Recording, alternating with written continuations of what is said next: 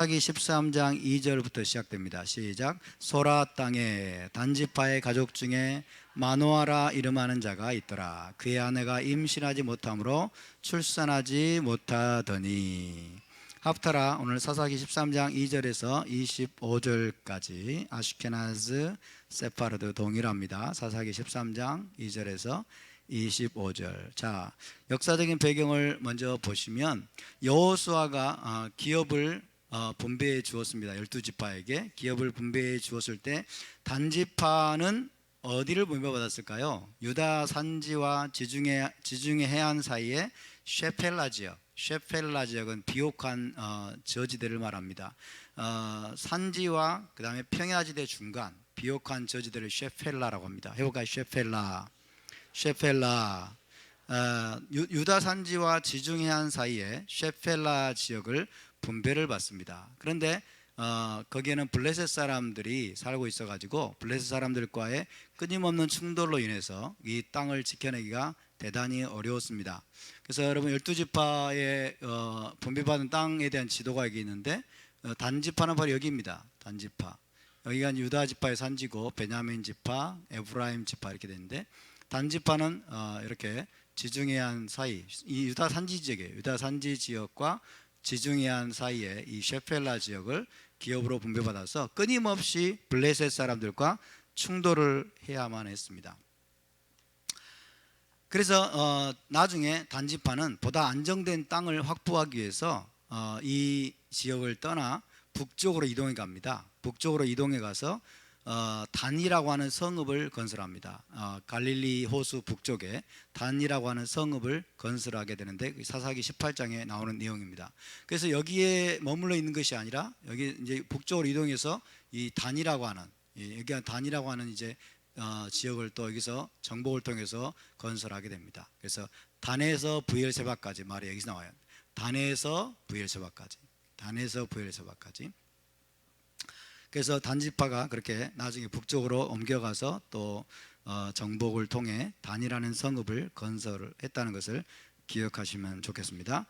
여호수아가 이제 나중에 죽고 난 다음에는 이스라엘에 왕이 없었습니다. 여호수아가 거의 이제 왕 같은 존재였지만은 왕은 아니었죠. 어쨌든 여호수아 사후에 이스라엘이 왕이 없었고 느슨한 이제 연합체인 지파 동맹체, 12지파 동맹체, 지파 동맹체 형태를 띠게 됩니다. 그래서 이때부터는 이제 사사 시대로 일컬어지죠. 사사. 히브리어로는 쇼페트라고 합니다. 함께 쇼페트.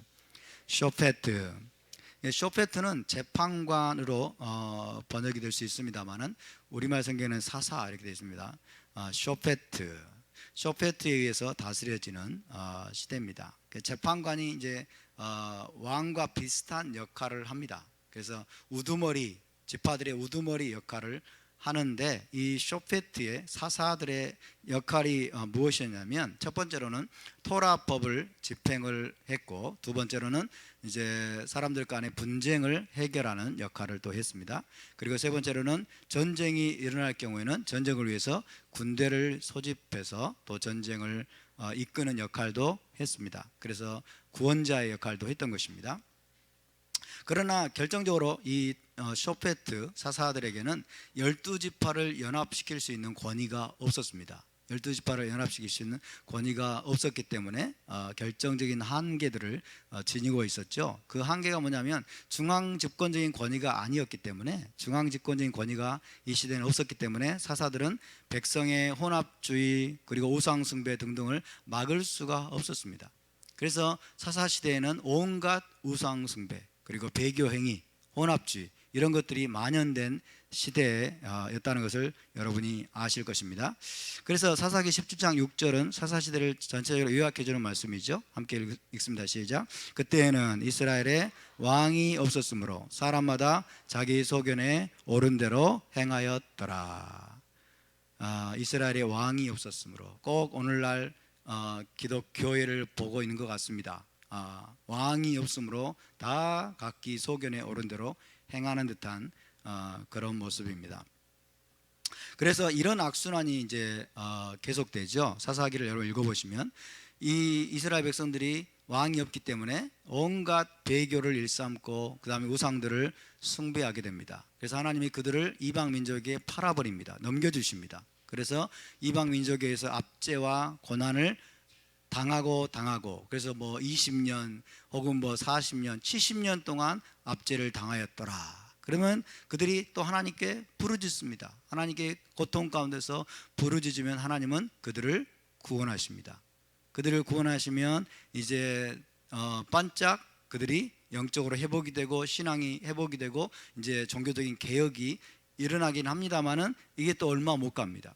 얼마 못 가서 또다시 배교와 우상 숭배에 빠지게 되죠. 그래서 또다시 압제와 고난을 당하게 되고 또다시 하나님께 부르짖고 하나님은 그들을 구원하시고 그리고 그러고 나면 또다시 이제 잠시 영적인 회복과 개혁이 오게 되는 이런 사이클이 이 사사시대 때는 계속 반복됩니다. 계속. 왜 그렇다고요? 왕이 없었기 때문에 각기 소견에 오른 대로 행했기 때문에, 또 다른 말로 말하면 하나님을 왕으로 섬기지 않았기 때문에 그렇습니다. 하나님의 왕권을 인정하지 않았기 때문에. 하나님의 왕권을 인정하지 않은 것은 무엇으로 나타납니까? 토라를 어긴 것으로 나타나죠.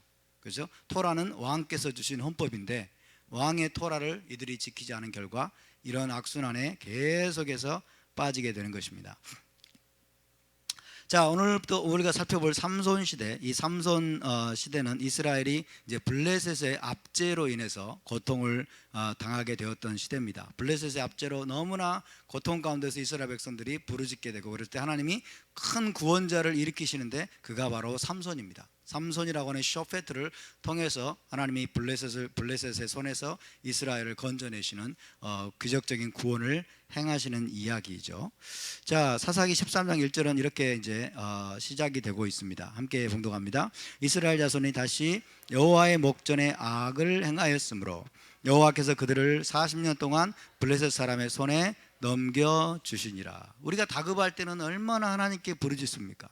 우리가 공공하고 다급하고 죽을 것 같으면은 하나님께 막 뭐 간이라도 빼어줄 것처럼 막 부르짖고 살려달라고 기도하고 하나님이 기적적으로 은혜를 베풀어 주시면 그때는 잠깐 감사하고 좋아하는 것 같지만 이제 한 주 지나고 뭐 한 달 지나면 까맣게 하나님을 잊어버리는 사람들이 얼마나 많은지, 그것이 정말 우리 인생의 모습인 것 같습니다. 우리의 모습입니다. 저와 여러분 과거에 은혜 엄청 많이 받으셨죠? 안 받은 것처럼 왜 그렇게 잠잠하세요? 과거에 하나님의 능력과 기적과 은혜를 엄청 많이 체험하셨죠? 네, 체험 엄청 많이 했습니다. 근데 다 까먹어요. 시간 지나면 다 까먹고 또 배교 행위를 하고 또 죄를 범하고 또 악을 행하고 하나님을 떠나고 그런 일들이 너무나 많은 것이 우리의 모습인데 하나님이 그런 것들을 통해서 우리를 훈련하시는 것 같습니다. 그래서 여기 보면 이스라엘 자손이 다시 여호와의 목전에 악을 행하였으므로, 그렇게 위대한 기적을 맛보았음에도 불구하고 조금 지나면 다시 여호와의 목전에 악을 행하였으므로 하나님은 그들을 40년 동안 블레셋 사람의 손에 넘겨주어서 블레셋 사람의 압제와 그리고 고통을 당하게 만드십니다.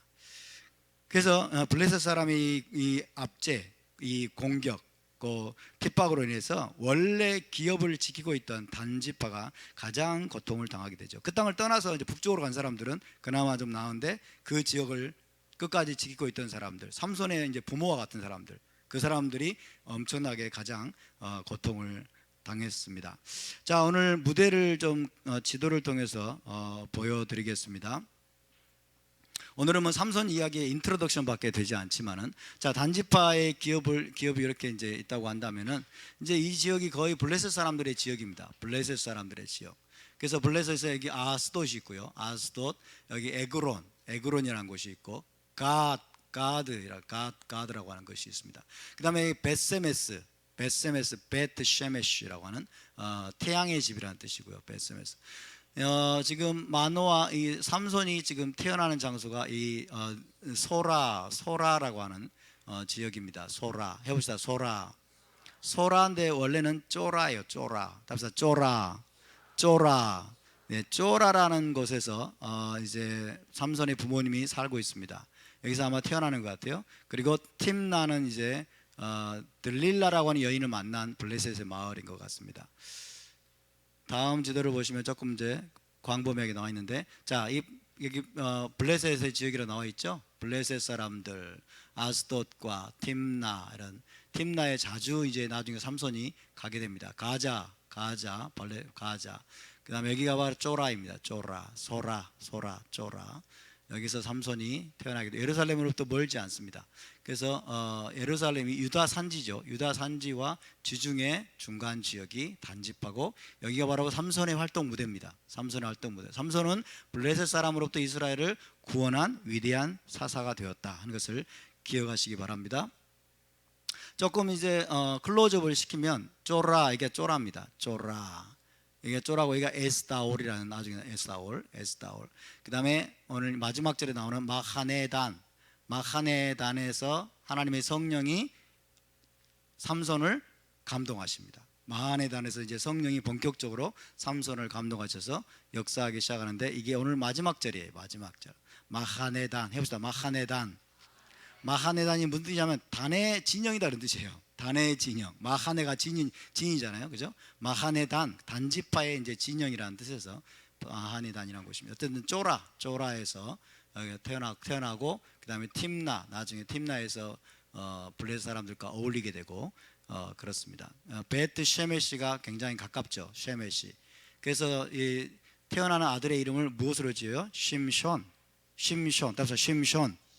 삼손을 히브리어로 심숀이라고 합니다. 심숀. 해보자. 심숀은 어디서 왔을까요? 셰메시에서 온 거예요.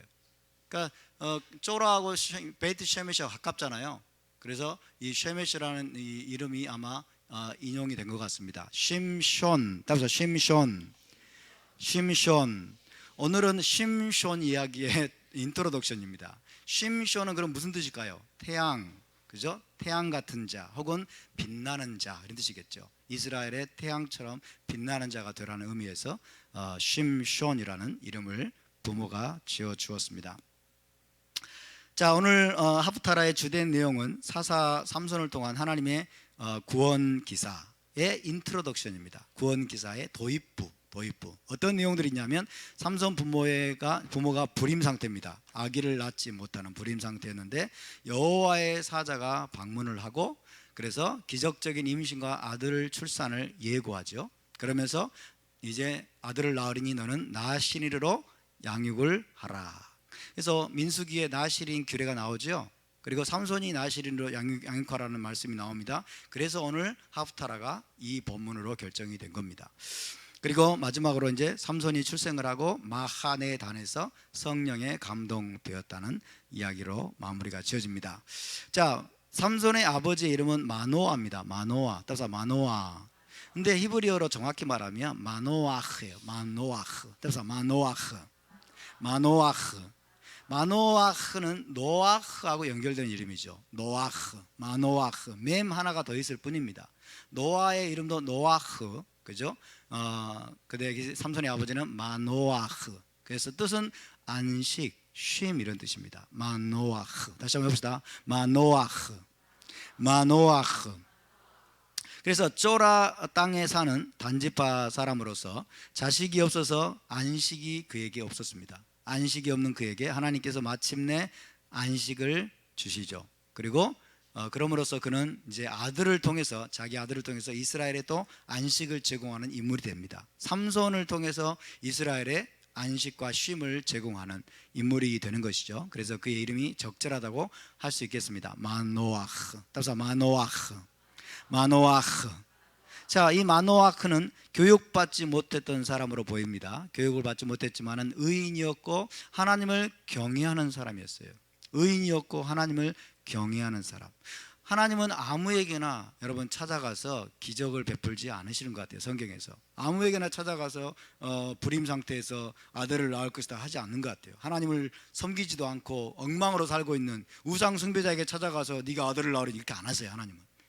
아멘. 그래서 우리가 어떻게 사는가가 하나님께 중요합니다. 아멘. 저와 여러분이 의인으로 살 수 있기를 바랍니다. 하나님을 경외하는 자로 살 수 있기를 바랍니다. 하나님은 그런 자들을 찾아가십니다. 그런 자에게 은혜를 베푸십니다.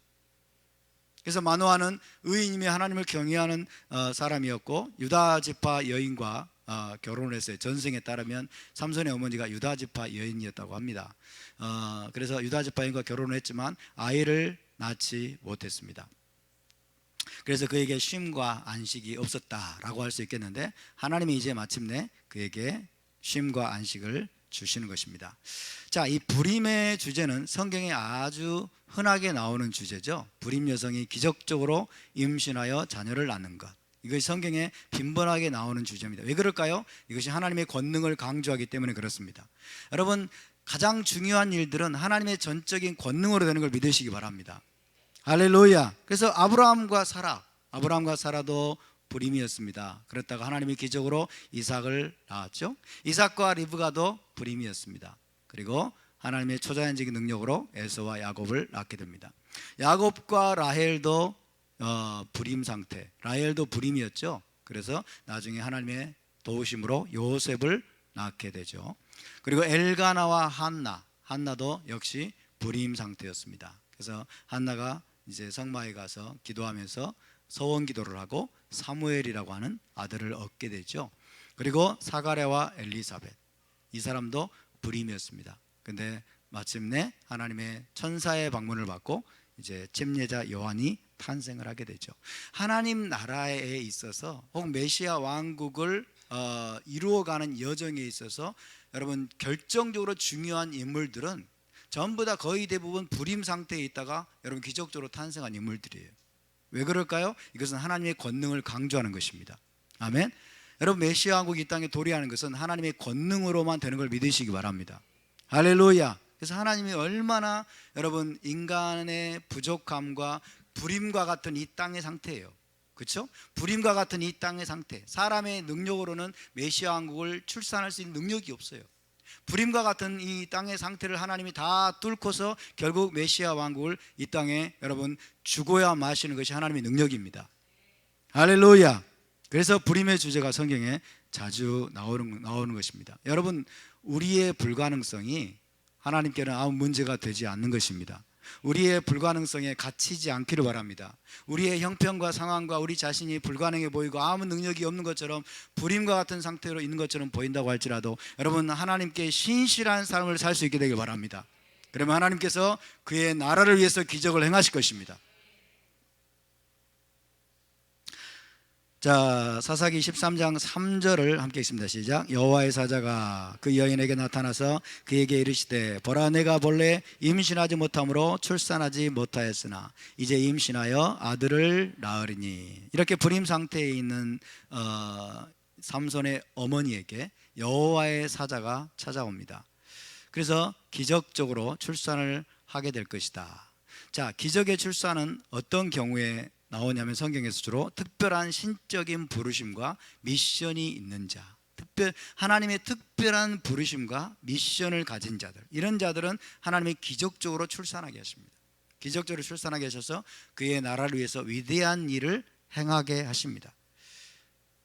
그래서 여러분, 자연 상태라면 불임으로 남았을 여인에게 하나님의 초자연적인 능력이 개입하여 기적의 아들을 낳게 하시는 것은 특별한 목적과 미션을 수행하도록 하기 위한 것입니다. 특별히 이스라엘의 구원과 메시아 왕국을 준비케 하는 일과 관련된 인물들, 이스라엘의 구원 그리고 메시아 왕국을 준비하고 메시아의 길을 준비하는 그런 인물들, 그 부르심과 그 미션을 부여받은 인물들은 거의 많은 경우에 있어서 기적적으로 출산합니다. 기적적으로.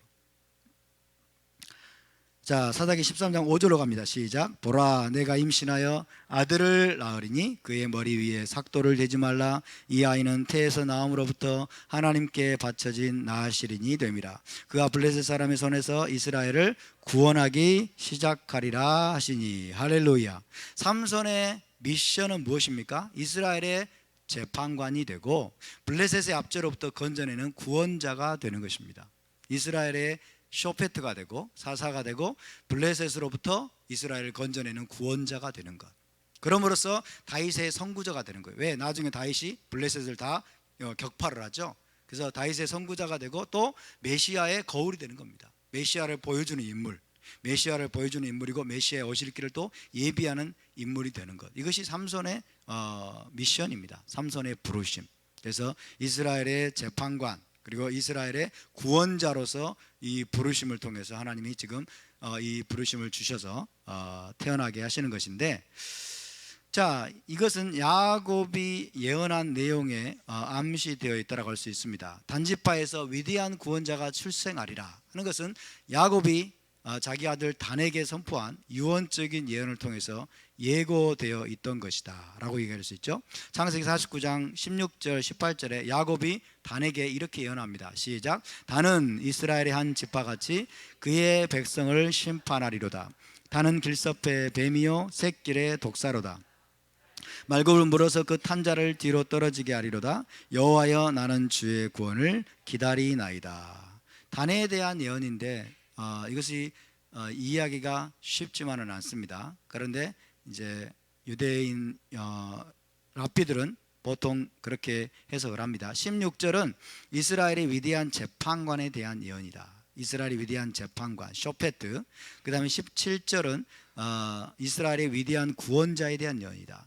그러니까 이스라엘의 한 지파같이 그의 백성을 심판하리로다. 그러니까 단에서 심판자가 태어날 것이라는 예언이라는 거예요. 단에서 심판자는 쇼페트죠. 단에서 이스라엘을 심판하는 심판자가 태어날 것이고, 길섭의 뱀 새끼의 독사로서 말굽을 물어서 그 탄자를 뒤로 이 말굽을 그 탄자는 뭐냐면 이스라엘 대적이에요. 이스라엘 대적으로부터 이스라엘을 건져내는 구원자를 묘사하는 그런 묘사로 이해를 합니다. 그래서 이스라엘의 위대한 재판관, 이스라엘의 위대한 구원자가 단지파에서 일어나는 것을 야곱이 예언적인 비전 가운데 본 거예요. 그러면서 저 사람이 바로 메시아인가 보다 했는데 메시아가 아닌 거예요. 그래서 예언적인 비전 가운데 이 단지파에서 일어난 재판관 구원자가 죽는 것을 야곱이 본 거예요. 예언적인 비전에서 죽는 것을 보고 나서 18절을 이제 야곱이 이야기한 겁니다. 여호와여 나는 주의 구원을 기다리나이다. 그러니까 그가 메시아는 아니라는 거죠. 메시아는 아니고 그 후에 진정한 구원을 가져올 메시아를 기다리는 고백을 이제 야곱이 했다라고 해석할 수 있겠습니다.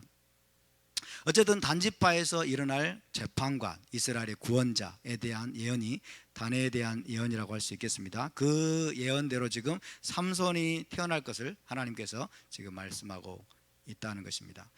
그래서 사사기 13장 5절 다시 한번 읽습니다. 시작. 보라 내가 임신하여 아들을 낳으리니 그의 머리 위에 삭도를 대지 말라. 이 아이는 태에서 나옴으로부터 하나님께 바쳐진 나시린이 됨이라.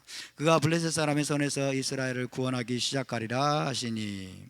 자, 태어날 아들의 특징은 날 때부터 하나님의 나시린입니다. 날 때부터 하나님께 바쳐진 나시린. 그래서 하나님께 바쳐진 나시린을 히브리어로 네지르 엘로힘 이랬습니다. 해볼까요? 네지르 엘로힘. 네지르 엘로힘. 네, 네지르, 나지르라고 하는 이 나시린, 나지르라는 말은 구별된 자라는 뜻입니다. 구별된 자, 바쳐진 자, 봉헌된 자 이런 뜻입니다. 그래서 날 때부터 하나님께 구별된 자, 하나님께 바쳐진 자, 하나님께 봉헌된 자라는 뜻입니다. 네지르 엘로힘. 무슨 말이냐면 하나님의 특별한 목적과 미션을 위해서 거룩하게 구별된 자라는 뜻입니다. 하나님의 특별한 목적, 미션을 위해 거룩하게 구별된 자. 그래서 하나님께 봉헌된 자. 자, 나시린의 특징, 이번 주 파라샤에서 여러분 공부하셨죠? 나시린의 특징은 무엇입니까? 첫 번째, 포도주와 독주를 마시지 말라. 포도주와 독주뿐만 아니라 뭐예요? 포도나무에서 난 것은 어떤 것도 먹지 마는 거예요. 건포도, 그다음 포도씨, 포도 껍데기 이런 것도 입에 대지 말라는 겁니다. 자, 포도주는 세상적인 즐거움을 상징하죠. 세상적인 즐거움을 나시린은 일시적으로 절제하는 것입니다. 나시린은 평생 나시린이 있는가 하면은 최소한 30일부터예요. 30일 동안 이 세상적인 즐거움을 억제하면서 자기 자신을 하나님께 드리는 거죠. 첫 번째가 포도주와 독주를 금지하는 것, 두 번째 머리에 삭도를 대지 않는 것. 자, 나시린에게 있어서 가장 중요한 것은 머리입니다. 머리. 그래서 나시린이 하나님께 거룩한 자라고 하는 표시가 머리에 있다라고 말씀하셨어요. 그러니까 머리를 자르지 않고 길게 기르는 것, 이것이 하나님께 내가 지금 거룩하게 바쳐진 자라고 하는 표시입니다. 이것은 뭐 어디에 연결됩니까? 대제사장의 머리에 있는 정금패와 연결이 됩니다. 대제사장의 머리에 정금패가 있는데 거기 뭐라고 쓰여져 있어요? 코데시 라도나이, 그죠? 여호와께 성결. 대제사장의 정금패가 여호와께 성결한 자라고 하는 표시로서 있는 것처럼 나시린의 자르지 않은 머리도 여호와께 성결한 자라고 하는, 거룩한 자라고 하는 표시로서 머리에 있어야 된다라고 하나님이 말씀하시는 거예요. 그래서 머리를 자르지 말아라 말씀하죠. 그래서 여러분, 나시린 서약을 고대 시대 때 하게 되면, 내가 나시린이 되겠습니다 라고 하게 되면 그 사람은 그날로 머리를 자릅니다. 그날로 머리를 자라서 대머리가 돼요. 그리고 이제 그날부터 이제 머리를 기르기 시작하는 거죠. 30일 동안 길렀든지 혹은 2년 동안 길렀든지 간에 자기가 서약한 서원한 날만큼 머리를 자르지 않고 기르는 거예요. 그리고 이 서원 기간이 끝나면 이제 그 머리를 잘라서 이제 제단의 불에 태워서 하나님께 드립니다. 제단의 불에 태워서. 그래서 이 나시린의 머리는 그가 서원한 날의 길이를 상징하는 거죠. 길이를 상징하는 겁니다. 그래서 머리가 여기서 아마 제일 중요한 것 같아요. 머리가. 그래서 삼손은 포도주와 독주를 마셨어요, 안 마셨어요? 마셨죠? 포도주와 독주를 마셨어요. 세 번째가 시체로 인한 부정을 금지하는 겁니다. 시체로 인한 부정인데, 제사장 수준에서 자기의 부모 형제가 여러분 죽어도 그 시체로 인해서 부정케 되어서는 안 됩니다. 그래서 부모 형제의 장례식장에도 갈 수 없어요. 왜? 하나님께 구별된 자이기 때문에. 자, 여러분, 삼손은 시체로 인해서 부정해졌을까요? 안 부정해졌을까요? 시체로 인해서 부정해졌어요. 왜? 많은 사람 죽였잖아요. 그래서 많은 사람을 죽였어요. 근데 시체로 인해서 부정해져도, 그리고 포도주와 독주를 마셔도 삼손의 파워는 안 없어졌어요. 그렇죠? 근데 언제 파워가 없어졌어요? 머리를 잘라버리니까. 그래서 이 머리 자체가 여러분 능력이 있어서가 아니라 머리가 여호와께 구별된 자라고 하는 표시로서 있어야 한다는 거예요. 아멘. 그래서 결정적으로 머리를 잘랐을 때 이 삼손의 능력이 떠나가 버린 거예요. 이 세 가지가 중요합니다. 그래서 이 나시린은 일반 백성이지만 제사장과 비슷한 수준의 높은 거룩성과 헌신으로 하나님께 바쳐진 자, 그렇게 하나님께 자기 자신을 헌신하면서 그렇게 하나님을 위해 살고 싶은 갈망이 있는 자들은 누구든지 나시린이 될 수 있었습니다. 남자든지 여자든지 상관없어요. 남자든지 여자든지 나시린으로서 제사장과 같은 수준으로 여러분 그렇게 하나님께 헌신되고 거룩한 삶을 살 수 있다는 것입니다. 할렐루야. 자, 삼손과 비슷하게 날 때부터 나시린이었던 사람들이 성경에는 몇 명 나오고 있습니다. 자, 먼저는 사무엘상 1장에 나오고 있죠. 1장 11절 시작. 서원하여 이르되 만군의 여호와여, 만일 주의 여종의 고통을 돌보시고 나를 기억하사 주의 여종을 잊지 아니하시고 주의 여종에게 아들을 주시면 내가 그의 평생을 그를 여호와께 드리고 삭도를 그의 머리에 되지 아니하겠나이다. 삭도를 그의 머리에 되지 아니하게, 누구의 기도일까요? 한나의 기도죠. 한나의 기도. 자, 평생에 그를 여호와께 드리고 삭도를 그의 머리에 되지 아니하겠나이다. 이 말은 다른 두 가지가 언급이 안 됐지만은 여러분 이것은 뭐예요? 나시린으로 드리겠나이다 그 말이죠. 그죠? 평생 동안 그를 나시린으로 드리겠나이다. 누구에 대해서 한 기도입니까? 이로 인해 태어난 아들은 사무엘이죠. 사무엘. 그렇죠? 그래서 사무엘은 레위 지파 고핫 자손 엘가나의 아들입니다. 여러분, 사무엘의 아버지는 에브라임 지파, 에브라임 산지 사람이라고 적혀 있잖아요. 사무엘상에. 에브라임 산지 사람이지만 그는 레위 자손입니다. 레위 지파예요.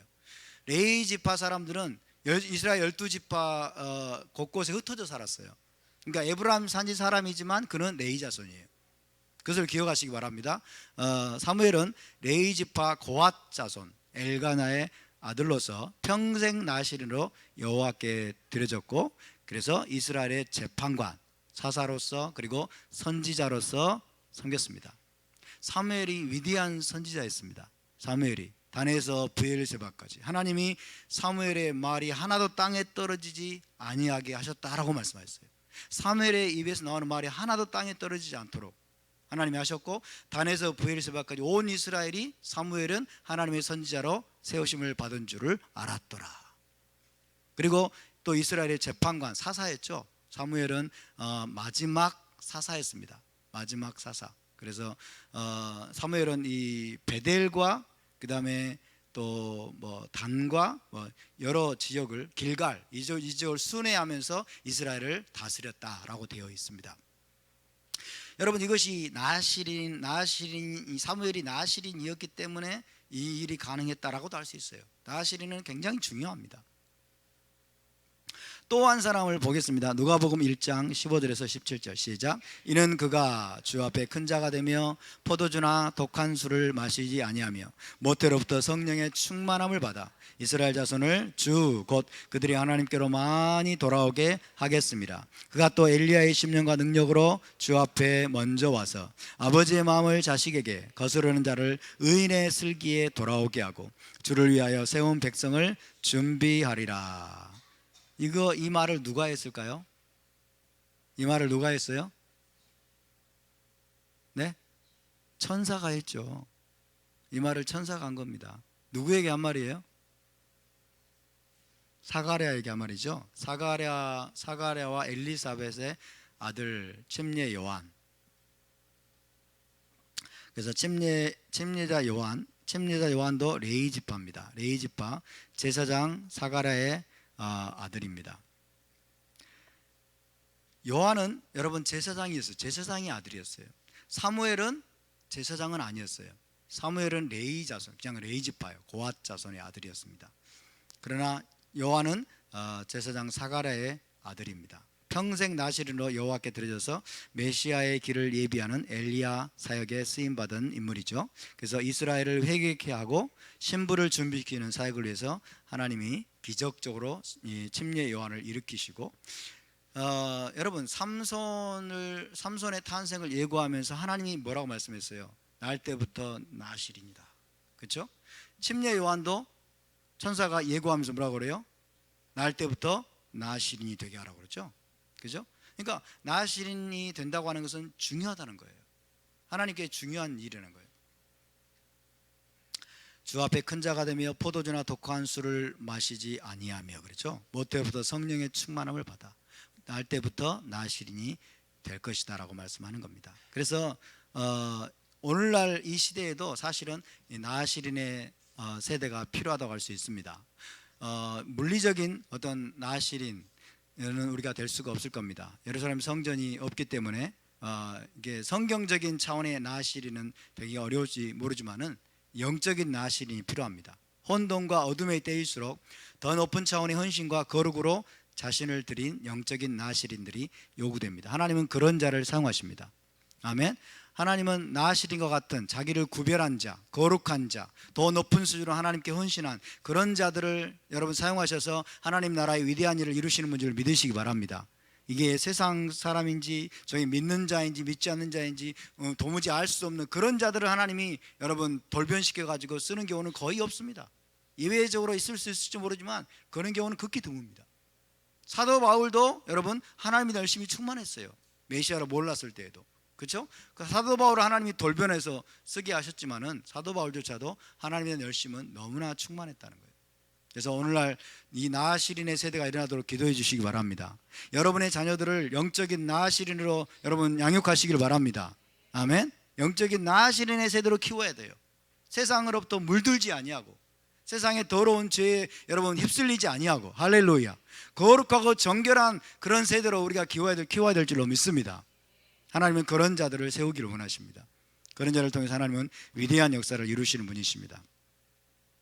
자, 이제 13장 6절로 가겠습니다. 시작. 이에 그 여인이 가서 그의 남편에게 말하여 이르되 하나님의 사람이 내게 오셨는데 그의 모습이 하나님의 사자의 용모 같아서 심히 두려움으로 어디서부터 왔는지를 내가 묻지 못하였고 그도 자기 이름을 내게 이르지 아니하였으며. 자, 이 삼손의 어머니가 하나님의 사자를 만났는데, 여호와의 사자가 찾아오셨는데 이 삼손의 어머니는 그가 여호와의 사자인 줄을 몰랐다는 거예요. 여호와의 사자인 줄을 몰랐다. 여호와의 사자였는데 하나님의 사람과 같은 모습으로 나타났기 때문에, 하나님의 사람과 같은 모습으로 나타났기 때문에 여호와의 사자인 줄을 몰랐어요. 그래서 뭐라고 말했어요? 하나님의 사람이 내게 오셨다 그랬어요. 여호와의 사자와 하나님의 사람이라는 표현은 다릅니다. 우리가 이것을 조금 이해할 필요가 있습니다. 마노아의 아내가 여호와의 사자를 알아보지 못했다 하는 것이에요. 하나님의 사람이란 말은 선지자를 가리키는 표현입니다. 하나님의 사람은 히브리어로 이쉬 엘로힘이에요. 이쉬 엘로힘. 따라서 이쉬 엘로힘. 이쉬 엘로힘. 네, 이쉬 엘로힘은 모세를 이쉬 엘로힘이라고 했어요. 하나님의 사람 모세, 그죠? 모세 하나님의 사람. 그러니까 성경에 주로 하나님의 사람은 주로 선지자에게 사용되는 용어입니다. 그래서 지금 마노아의 아내는 이 선지자가 자기를 찾아왔다고 생각한 거예요. 그죠? 하나님의 사람 선지자가 천사의 모습처럼 찾아왔다라고 여긴 겁니다. 선지자가 찾아왔는데 꼭 천사 같더이다 이런 말이에요. 이해되시죠? 예, 하나님의 사자의 용모 같아서 그 말이에요. 그래서 하나님의 사람이 선지자가 하나님의 사자 천사의 모습으로 찾아왔다라고 생각을 한 것입니다. 자, 여호와의 사자는 히브리어로 말라크 아도나이. 따라서 말라크 아도나이. 말라크 아도나이. 여호와의 사자는 굉장히 중요합니다. 여호와의 사자가 타나크 곳곳에서 사람들을 방문하고 찾아오는데 이 여호와의 사자는 누구냐면 하나님 자신의 직접적인 대리인이에요. 하나님 자신의 직접적인 대리인으로 보냄을 받은 하나님의 현현입니다. 하나님의 현현. 하나님 자신이 가는 것과 똑같아요. 그래서 일반 천사와 다릅니다. 하나님의 천사가 아니라 하나님의 사자가 아니라 여호와의 사자라고 불려요. 이 사람은 여호와의 사자. 그런데 꼭 사람과 같은 모습으로 나타나요. 사람과 같은 모습으로 나타나는데 사실은 여호와의 사자는 여호와예요. 여호와. 여호와와 똑같은 분이에요. 그래서 일반 천사와라고 달리 여호와 하나님과 동일한 권위로 말하고 동일하게 경배를 받습니다. 일반 천사들은 경배를 받아요, 안 받아요? 일반 천사들은 경배를 받을 수 없습니다. 그러니까 여호와의 사자는 경배를 받습니다. 왜? 여호와와 동일시되는 분이에요. 여호와 하나님으로부터 직접 나온 하나님의 신적인 대리자예요. 신적인 대리자. 이해되시죠? 그래서 이 여호와의 사자가 나타나는 사건은 굉장히 중요한 사건입니다. 여호와의 일반 천사를 보내지 않고 여호와 자신이 가는 것과 똑같아요. 여호와 하나님 자신이 나타난 것과 똑같은 그분 자신의 직접적인 신적인 대리자를 보내는 것, 이것은 대단히 여러분 한 전환점이 될 만한 그 정도로 중요한 사건입니다. 자, 어떤 경우에 여호와의 사자가 나타났을까요? 예를 보면 아브라함에게 창세기 18장에서 세 사람이 나타나셨죠. 세 사람이 나타나시니라. 그래서 여러분 사람처럼 나타났어요. 그 중에 한 사람은 여호와의 사자라고도 불렸고 그 다음에는 여호와께서 가로되 말이에요. 그 다음에는 여호와라고 말합니다. 그러니까 여호와의 사자는 곧 여호와 자신의 나타남이에요. 이해되십니까? 여호와 자신이 직접 여러분 눈에 볼 수 있는 모습으로 나타난 거죠. 그러니까 하나님이 직접 보내신 거예요. 하나님 자신의 권위를 그대로 실어서. 그래서 여호와의 사자 혹은 여호와의 사자가 나타났습니다. 여호와 자신이 나타난 거예요. 그 다음에 두 번째로는 야복 나루에서 야곱에게 씨름을 걸어온 여호와의 사자. 한 사람이 밤이 새도록 야곱과 씨름을 했죠. 그 사람이 누구냐면 여호와의 사자예요. 여호와의 사자. 근데 볼 수 있는 모습이에요. 그 야곱이 쥘 수 있는 몸을 가지고 있어요. 야곱이 쥐고 밤새도록 그 여호와의 사자와 씨름을 했어요. 그죠? 그 여호와의 사자가 곧 누구예요? 여호와예요. 하나님 자신이에요. 하나님 자신. 하나님은 볼 수 없는 분입니다. 그런데 볼 수 있도록 나타나시는 게 여호와의 사자예요. 또 있죠. 여리고에서 여호수아에게 나타났던 여호와의 군대 장관 사르 제바 엘로힘 아도나이. 여호와의 군대 장관. 여호와의 군대 장관은 누구예요? 하나님의 군대의 우두머리. 하나님 군대 우두머리는 하나님 자신이에요. 맞습니까? 하나님 자신. 하나님 자신이 나타난 거예요. 볼 수 있는 모습으로. 그죠? 그 다음에 기드온에게도 여호와의 사자가 나타납니다. 기드온에게도 여호와의 사자가 나타나가지고 큰 용사여 여호와께서 너와 함께 계시다 그래요. 큰 용사라고 그래요. 기드온에게 나타나가지고 여호와의 사자가 나타나서 이제 이야기하기 시작하는데 그 다음 구절에 보면은 여호와께서 말씀하시되 이렇게 또 돼요. 그러니까 여호와의 사자가 나타났는데 여호와께서 말씀하신다고 얘기합니다. 그러니까 여호와의 사자는 곧 여호와 하나님과 동일시되는 인물입니다. 이해되시죠? 그가 누굴까요? 성육신하기 전에 메시아라고 말할 수 있습니다. 성육신하기 전에, 이 땅에 성육신하기 전에 하나님을 이 땅 가운데서 여러분 보여주었던, 그죠? 보여주었던 메시아라고 말할 수 있어요. 하나님으로부터 보냄받은 신적인 대리인이 바로 메시아입니다. 그분이 바로 예슈아이십니다. 할렐루야. 구약 시대 때는 예슈아로 알려지지 않았어요, 그죠? 구약 시대 예슈아로 알려지지 않았지만은 구약 타나크에서도 여전히 눈에 보이지 않는 하나님을 볼 수 있도록 여러분 나타내시는 분이 바로 메시아이시고 그분이 바로 예슈아이십니다. 할렐루야. 할렐루야. 그러니까 여러분 예슈아는 하나님과 한 분임을 믿으시기 바랍니다. 하나님의 모든 권위와 능력과 신성을 가진 분임을 믿으시기 바랍니다. 그러니까 하나님 자신의 직접적인 대리인으로 오기 때문에 하나님의 권위를 가지고 말하는 거예요. 여호와의 동일한 권위를 가지고 말하고 때로는 경배를 받기도 합니다. 자, 그래서 마노아의 아내를 찾아온 이분이 바로 여호와의 사자였다. 성육신하기 전에 메시아께서 그에게 나타나셨다. 하나님 자신이 직접 자신의 품에 있는 독생자를 보내신 겁니다. 그래서 마노아의 아내에게 지금 중요한 계시를 주고 있는 것입니다. 근데 여기 보니까 여러분 이렇게 말합니다. 하나님의 사자의 용모가 심히 두려웠다라고 기록되어 있어요. 하나님의 사자의 용모 같아서 심히 두려움으로 그랬어요. 천사는 하나님의 메신저죠. 하나님의 메신저, 하나님의 사자로서 굉장한 위엄과 권위를 가진 존재로 나타나서 임무를 수행합니다. 그래서 여러분 순진하고 착한 천사 이미지, 이거는 비성경적인 겁니다. 이건 헬라적인, 서구적이고 헬라적인 관점으로 천사를 그린 겁니다. 저 사람 천사패야 그 말을 굉장히 착하고 순진하다고, 그런 사람을 우리가 이 사람 천사패야 이런 말 하잖아요. 근데 이거는 성경적인 이미지가 아니에요. 성경에서 천사는 굉장한 여러분 위험이 있고 두려운 존재예요. 아멘. 여기서 지금 마노아는 그렇죠. 그의 모습이 하나님의 사자의 용모 같아서, 천사의 용모 같아서 심히 두려움으로, 그렇죠? 심히 두려움으로 이렇게 묘사를 하고 있지 않습니까? 그래서 하나님의 메신저이기 때문에 하나님을 대리하는 여러분 존재들이 바로 천사들이기 때문에 이 천사들에게는 미션이 있고 해야 될 일이 있기 때문에 굉장한 위엄과 권위를 가지고 나타납니다. 아멘. 그래야 여러분 자신의 임무를 수행할 수 있죠. 아주 순진하고 여리여리하고 착한 그런 천사 이미지로, 그래서 막 때로는 아기 천사도 막 그리잖아요. 아기 천사. 그래서 하나님의 권위와 위엄을 희석시켜 버리는 거예요. 이 서구적인 사상이, 헬라적인 사상이 여러분 정말 권위 있고 권능 있고 위엄 있고 다스리시고 통치하시는 그 하나님의 이미지를 흐려버리는 거예요. 그래서 결코 그건 좋은 것이 아닙니다. 스데반이 순교 당하기 직전에 그의 얼굴이 무엇과 같았다? 천사와 같았더라. 우리는 천사 같은 굉장히 막 온화하고 이런 것만 생각하죠. 근데 그것이 아니라는 거예요. 그것이 아니라는 거예요. 스데반이 순교하기 직전의 상황이 얼마나 무시무시한 상황이었습니까? 돌을 들고 지금 죽이려고 하는 상황인데, 그죠? 지금 스데반의 얼굴이 천사와 같았다. 자, 여기 보면 사도행전 6장 15절에 시작. 공회 중에 앉은 사람들이 다 스데반을 주목하여 보니 그 얼굴이 천사의 얼굴과 같더라. 6장 15절에 나옵니다.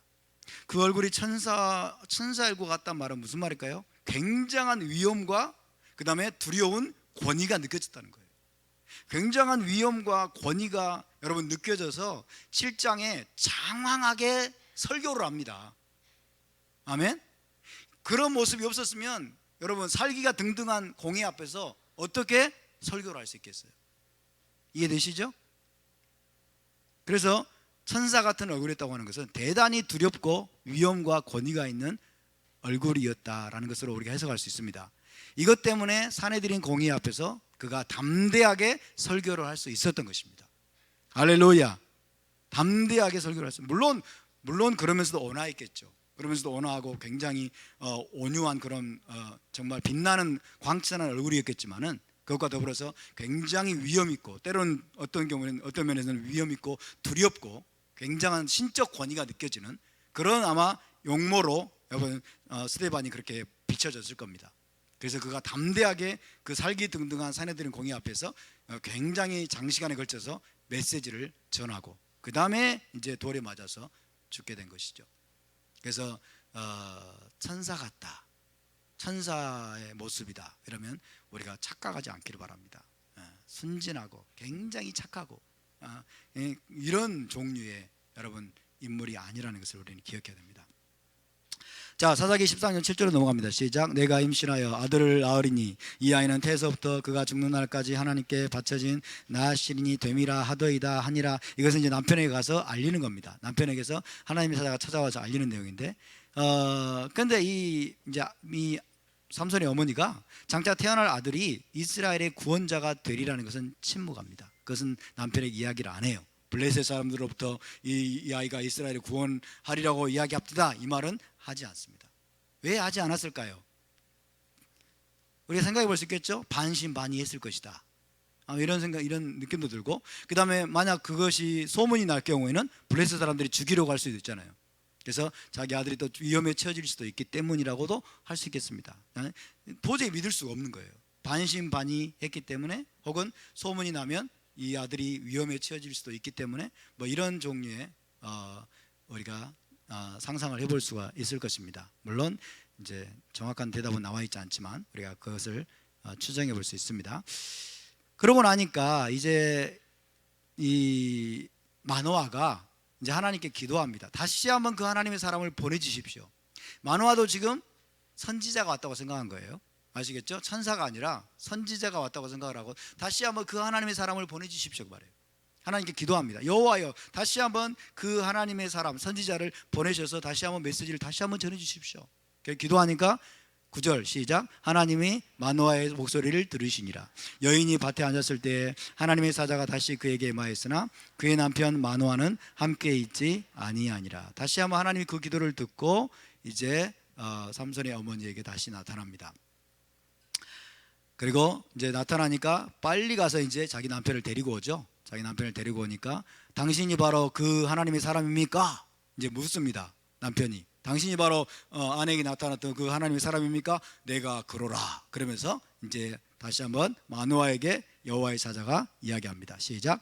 여호와의 사자가 마노아에게 이르되 내가 여인에게 말한 것들을 그가 다 삼가서 포도나무의 소산을 먹지 말며 포도주와 독주를 마시지 말며 어떤 부정한 것도 먹지 말고 내가 그에게 명령한 것은 다 지킬 것이니라 하니라. 두 번째 나타냈을 때 첫 번째 말했던 내용을 그대로 반복합니다. 그래서 마노아와 그의 아내가 다 한마음으로 태어날 아들을 양육하도록 하기 위해서 거의 똑같이 이야기했다라고 할 수 있겠습니다. 자, 이 계시를 듣고 나서 사사기 13장 15절 시작. 마노아가 여호와의 사자에게 말하되 구하옵나니 당신은 우리에게 머물러서 우리가 당신을 위하여 염소 새끼 하나를 준비하게 하소서. 이것은 무슨 뜻일까요? 성경시대의 선지자는 그가 전한 메시지에 대해서 음식이나 다른 선물로 보상을 받곤 했습니다. 만약 천사인 줄 알았다면 음식을 대접하지 않았을 거예요. 천사들은 음식을 먹지 않는 것으로 알려져 있습니다. 일반적으로, 그죠? 천사들은 일반적으로 음식을 먹지 않는 것으로 알려져 있어요. 아브라함을 찾아왔던 세 사람에게 아브라함이 음식을 대접했죠. 아브라함도 처음에는 천사들로 여러분 보지 않았어요. 천사도 손님 접대하는 것으로 알고 정성을 다해서 여러분 접대하고 나중에 알고 봤더니 여호와 하나님이었고 천사들이었어요. 마노아도 마찬가지입니다. 지금 하나님의 천사라고 여호와의 사자라고 여러분 알고 있지 않습니다. 하나님의 선지자가 찾아온 거예요. 선지자가 메시지를 전하면 거기에 감사하는 마음으로 이제 음식을 대접하고 또 특별한 선물을 주는 것이 이제 성경 시대의 또 관행이었습니다. 그래서 마노아는 그가 여호와의 사자가 아니라 선지자인 줄 알고 음식을 대접하게 해달라고 요청을 하죠. 기드온도 역시 마찬가지입니다. 기드온도 여호와의 사자가 방문했는데 기드온도 역시 여호와의 사자인 줄 몰랐어요. 사람의 모습으로 나타났기 때문에. 그래서 선지자인 줄 알았어요. 기드온도 하나님의 사람에게 예물을 드려서 대접하고자 했음을 우리가 알 수 있습니다. 사사기 6장 18절 시작. 내가 예물을 가지고 다시 주께로 와서 그것을 주 앞에 드리기까지 이곳을 떠나지 마시기를 원하나이다 하니 내가 너 돌아올 때까지 머무르리라 하니라. 그래서 자기에게 나타나서 하나님의 여러분 메시지를 전해준 선지자에 대한 감사, 그리고 선지자에 대한 마땅한 예로서 음식을 대접하는 것, 이것이 당시에 중요한 관행이었습니다. 그래서 이런 것들을 보면서 이들이 아직 여호와의 사자인 줄 몰랐다는 것을 우리가 알 수 있습니다. 자, 사사기 14장 16절을 이제 읽습니다. 시작. 여호와의 사자가 마노아에게 이르되 내가 비록 나를 머물게 하나 내가 내 음식을 먹지 아니하리라. 번제를 준비하려거든 마땅히 여호와께 드릴지니라. 그래서 이 여호와의 사자는 번제를 준비하려거든 마땅히 여호와께 드려라, 그렇게 말씀합니다. 번제는 히브리어로 올라죠. 올라. 따라서 올라 여호와께 번제를 드리라고 지시를 하고 있습니다. 자, 사자의 명령입니다. 마노아가 이 거주하고 있는 소라 땅에 제단을 쌓고 거기서 여호와께 번제를 드리라고 지금 명령을 하고 있죠. 이때 성막은 실로에 설치되어 있었습니다. 성막은 실로에 있는 상태였어요. 근데 지금 소라 땅에, 단지파 땅에 제단을 쌓고 거기서 여호와께 번제를 드려라 라고 이야기를 하고 있죠. 이것은 굉장히 논란이 될 만한 말이죠. controversial한 그런 스테이트먼트입니다. 토라의 명령에 따르면 희생제사는 어디에서 드려야 돼요? 성막이나 성전에서만 드려져야 됩니다. 그리고 레위 자손 제사장에 의해서만 이제 드려져야 되죠. 레위 자손 제사장에 의해서만. 마노아는 레위 자손입니까? 아니죠. 마노아는 단지파 사람이고 지금 땅이 어디예요? 단지파 땅이에요. 성막이 있는 곳이 아닙니다. 그죠? 근데 이 여호와의 사자는 지금 제단을 쌓고 여호와께 번제를 네가 번제를 드리려거든 여호와께 드리라고 지금 이야기를 하고 있습니다. 또 다른 문제를 보면 선지자라는 사람이 토라를 어기도록 인도한다면 그는 거짓 선지자로 판명이 되어서 죽기에 합당한 자가 됩니다. 신명기 13장에 나오죠. 토라에서 여러분 토라를 어기도록 선지자가 이끌어가면 그를 돌로 쳐 죽이라고 말씀합니다. 그죠? 불쌍히 여기지 말고 돌로 쳐 죽여라.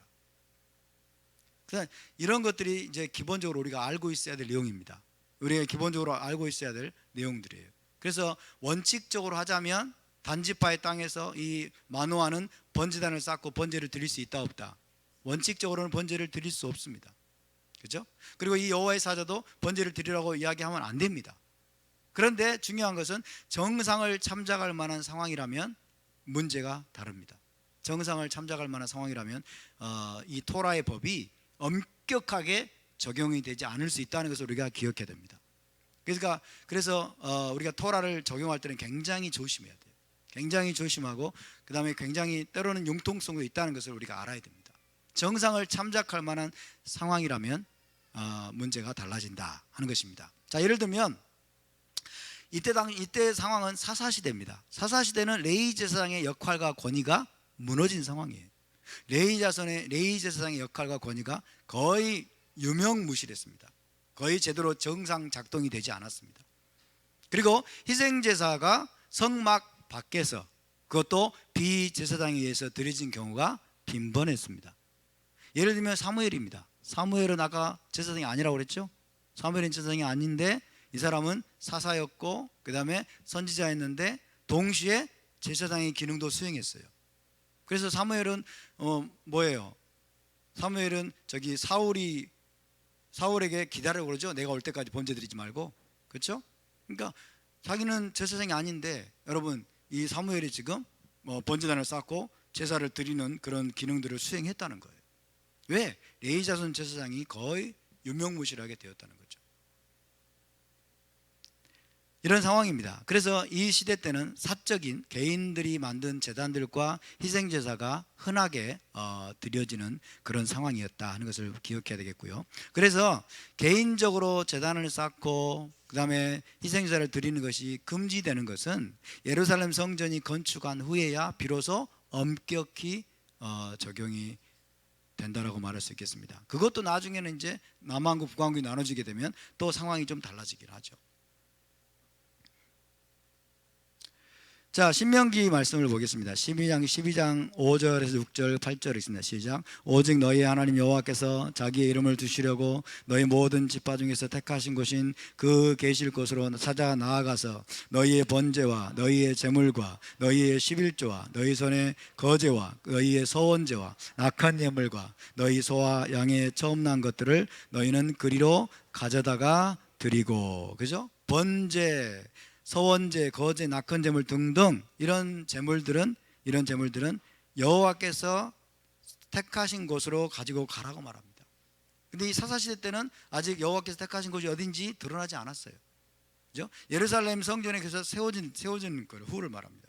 예루살렘 성전이 딱 세워져서 하나님이 택하신 장소, 그것이 분명해졌을 때 너희는 그곳으로 가지고 와서 거기서 드리라고 말하죠. 8절 시작. 우리가 오늘 여기에서는 각기 소견대로 하였거니와 너희가 거기에서는 그렇게 하지 말지니라. 그러니까 예루살렘 성전이 세워진 다음에는 너희가 각기 소견대로 해서는 안 된다라고 이야기하고 있는 말씀으로 볼 수 있습니다.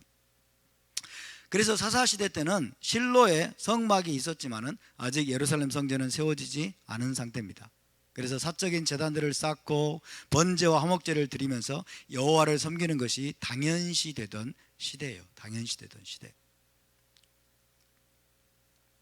그래서 지금 여호와의 사자가 번제를 드리려거든 여호와께 드려라 라고 이야기하고 있는 것입니다. 자, 13장 7절에서 17절에서 18절을 이제 읽습니다. 시작. 마노아가 또 여호와의 사자에게 말하되 당신의 이름이 무엇이니까? 당신의 말씀이 이루어질 때에 우리가 당신을 존귀히 여기리다 하니 여호와의 사자가 그에게 이르되 어찌하여 내 이름을 묻느냐? 내 이름은 기묘자라 하니라. 이 여호와의 사자의 이름이 뭐예요? 여호와의 사자 이름이 뭐예요?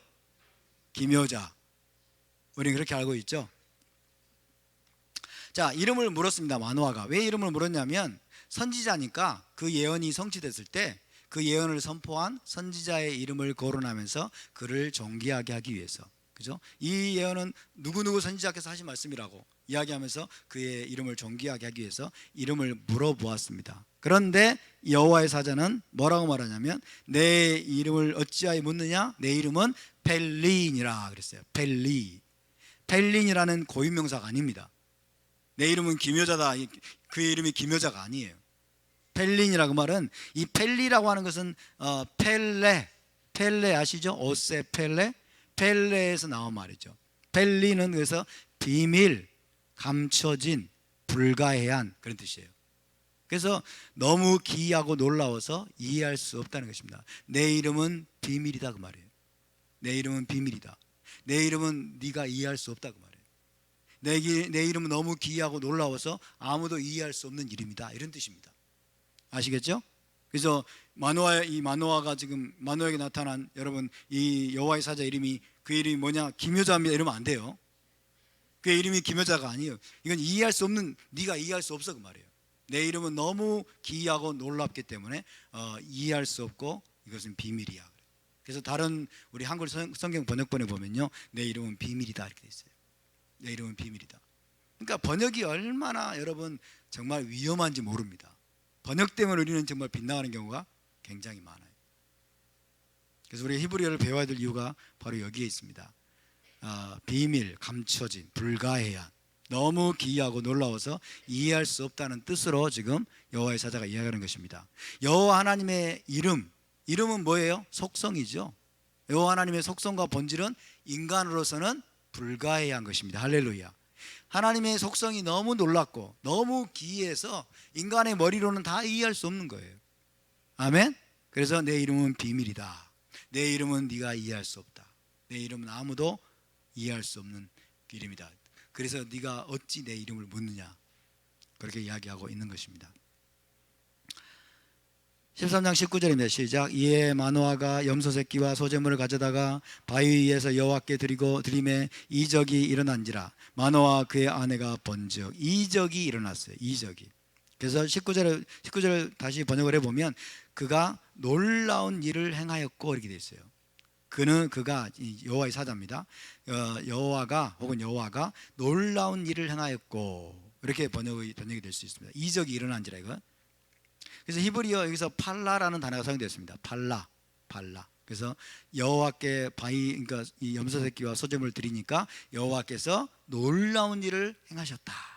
여호와께서 기이한 일을, 신기한 일을 행하셨다 라고 해석이 되는데, 그때 사용된 단어가 팔라, 펠레하고 똑같은 말이에요. 팔라, 그래서 팔라, 특별한 일을 행하다, 놀라운 일을 행하다, 기이한 일을 행하다 라는 뜻입니다. 기이한 일, 특별한 일, 놀라운 일을 행하다, 이 팔라라는 단어가 나오는데 민수기 6장 2절에서도 이 단어가 사용이 됐어요.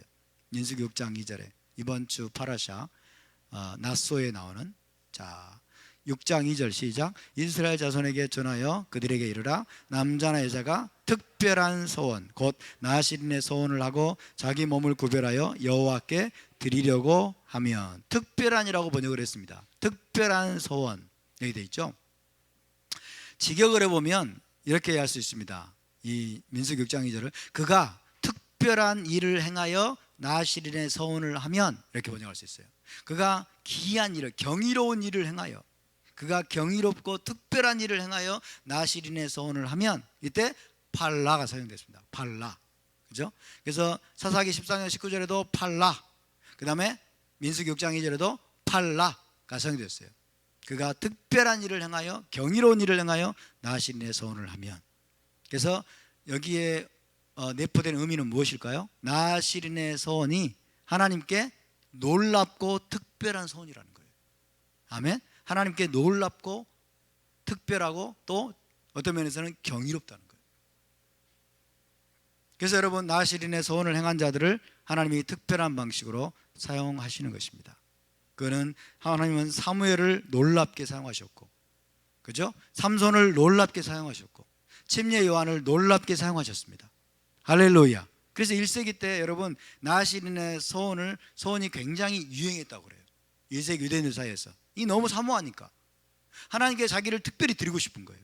그래서 30일이든 뭐 6개월이든 1년이든 나실인의 소원을 하고 머리를 깎고, 이런 유대인들이 상당히 많았다고 그럽니다. 그만큼 하나님을 더 깊은 차원에서 거룩하게 헌신해서 섬기고 싶은 갈망들이 있었던 것입니다. 사도 바울도 머리를 깎았죠. 사도 바울도 갱그레아에서 머리를 깎았다라고 했어요.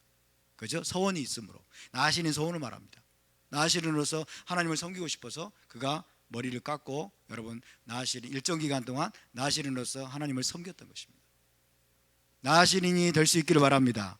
우리가 영적인 나실인이 될 수 있기를 바랍니다. 아멘. 문자적으로 우리가 나실인이 여러분 되지 못한다 할지라도, 우리가 이 하나님이 지금 이 메시지를 통해서 우리에게 주시는 이 교훈을 우리가 취할 수 있기를 바랍니다. 아멘. 그래서 우리가 하나님을 섬긴다고 하는 것은, 우리가 토라를 준행한다고 하는 것은 이 정도까지 하면 됐지, 이게 없습니다. 절대로. 이 정도까지 섬기면 되지. 토라 지키고 샤밧 지키고 절기 지키고 코시 하면 되지, 뭘 더해, 이렇게 하면 안 돼요. 네가 더 거룩한 삶을 살기 원하냐? 와라는 거예요. 하나님은 네가 더 거룩한 삶, 더 헌신된 삶을 살기 원하냐? 그러면 나실인의 길이 있다라고 하나님 길을 여시는 분입니다. 할렐루야. 여러분이 지금 하나님께 헌신되고 거룩한 삶을 사는 것에 만족하지 마시기 바랍니다. 더 깊은 차원으로 들어가시기 바랍니다. 더 높은 차원을 갈망하시기 바랍니다. 더 거룩하게 하나님께 구별되어서 영적인 나실인으로서 쓰임받기를 사모하시기 바랍니다. 할렐루야. 이것이 하나님의 초청입니다. 사사기 14장 20절인데 시작. 불꽃이 제단에서부터 하늘로 올라가는 동시에 여호와의 사자가 불꽃 제단에 휩싸여 올라간지라. 마노아와 그의 아내가 그것을 보고 그들의 얼굴을 땅에 대고 엎드리니라. 깜짝 놀란 거예요. 선지자인 줄 알았는데 번제단에 막 불꽃이 올라가는데 세상에 여호와의 사자가 제단 불꽃이 휩쓸려서 하늘로 올라가는 거예요. 얼마나 놀랬겠어요. 그죠? 사람인 줄 알았는데. 그래서 얼굴을 땅에 대고 엎드러진 거예요. 이제야 깨달음이 온 겁니다. 비로소 그가 선지자가 아니라 여호와의 사자, 곧 여호와의 사자는 여호와 하나님 자신입니다. 여호와의 사자임을 깨닫고 엎드렸습니다. 기드온도 마찬가지입니다. 기드온의 경우처럼 그렇게 엎드렸습니다. 그리고 나서 이제 21절 22절 시작. 여호와의 사자가 마노아와 그의 아내에게 다시 나타나지 아니하니 마노아가 그제야 그가 여호와의 사자인 줄 알고 그의 아내에게 이르되 우리가 하나님을 보았으니 반드시 죽으리로다 하니. 여러분, 여호와의 사자가 일반 천사라면 하나님을 보았다라고 말할 수 없죠. 그죠? 일반 천사라면 하나님의 사자로 하나님을 보았다라고 말할 수 없어요. 여호와의 사자를 본 것은 곧 하나님을 본 것으로 안 거예요. 여호와의 사자는 누구다? 하나님 자신이에요. 아멘? 하나님 자신. 그래서 타나크에서 나타나신 메시아이시고 예수님을 기억하시기 바랍니다. 할렐루야. 그분이 하나님이세요. 하나님 자신의 대리인입니다. 하나님 자신의 직접적인 대리인입니다. 할렐루야. 그래서 우리가 하나님을 보았으니 반드시 죽을 것이라고 부들부들 떤 거예요. 부들부들 떤 거죠. 여러분, 고대의 믿음이 무엇입니까? 여호와의 얼굴을 본 자는 반드시 죽을 것이다. 하나님을 본 자는 반드시 죽을 것이다. 이것이 고대 시대의 믿음입니다. 하나님을 본 자는. 왜? 하나님은 너무나 거룩하신 분인데 이렇게 죄 많고 더러운 인간으로서 하나님을 직접적으로 보면 죽는다는 게 여러분 고대 시대의 믿음입니다. 마노아가 두려워했던 것은 바로 그런 이유 때문이에요. 그가 본 사람이 여호와의 사자, 즉 여호와인 줄을 알고 반드시 죽을 것이라는 두려움에 사로잡혔습니다. 자, 이런 내용은 토라와 선지서에서 반복적으로 언급이 되고 있는 내용입니다. 창세기 32장 20절 야곱이 먼저 한 말이 있습니다. 시작. 그러므로 야곱이 그곳 이름을 브니엘이라 하였으니 그가 이르기를 내가 하나님과 대면하여 보았으나 내 생명이 보존되었다 함이로다. 그죠? 내가 하나님을 대면해 보았다고 그랬어요. 야곱도. 어떤 사람이 야곱을 찾아와 가지고 밤새도록 씨름했는데 그 여호와의 사자잖아요. 여호와의 사자를 씨름 끝나고 나서 뭘 깨달았어요? 야곱이 내가 하나님을 대면해 보았구나. 그걸 깨달은 거예요. 그죠? 그러면 내가 하나님을 대면해 보았다는 것은 또 야곱이 뭘 기대했어요? 나는 죽어야 되는데 말이죠. 그죠? 그러니까 하나님을 대면해 보면 죽는다는 게 그들의 믿음이었어요.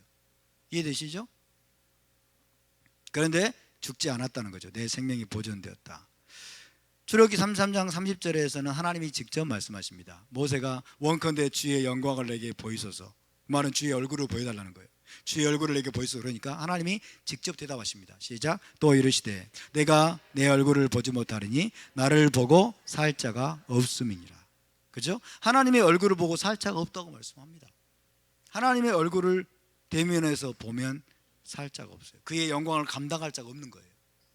그의 영광의 빛을 감당할 자가 없어요. 그런데 왜 야곱은 안 죽었을까요?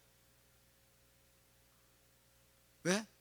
내가 하나님을 대면하여 보았는데 내 생명이 보존되었다. 왜 야곱은 안 죽었을까요? 조금 이따가 말씀드리겠습니다. 멘붕에 빠지지 마시고. 사사기 6장 22절 시작. 기드온이 그가 여호와의 사자인 줄 알고 이르되 슬프도소이다. 주 여호와여 내가 여호와의 사자를 대면하여 보았나이다. 이제 나는 죽었습니다 이거예요. 이제 나는 죽었습니다. 네가 죽지 아니하리라 두려워 말라 말씀하죠. 또 이사야 6장 5절입니다. 시작. 화로다 나여 망하게 되었도다. 나는 입술이 부정한 사람이요 나는 입술이 부정한 백성 중에 거주하면서 만군의 여호와이신 왕을 배웠음이로다. 하늘의 왕이신 만군의 여호와를 내가 배웠다니 화로다 나여 망하게 되었더니 나는 죽었구나 이거예요. 이제 나는 죽었구나. 다 죽을 거를 기대하고 죽을 거를 준비하는데 안 죽어요. 그렇다면 출애굽기 33장 30절은 무슨 말입니까? 또 이르시되 내가 내 얼굴을 보지 못하리니 나를 보고 살 자가 없음이로다.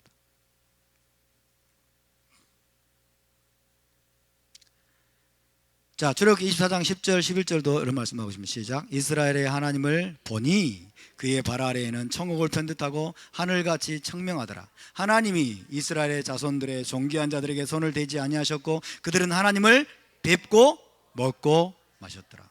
하나님을 쳐다보면서 하나님을 보면서 하나님 앞에서 먹고 마셨다는 거예요. 하나님이 거기에 나타나셨어요.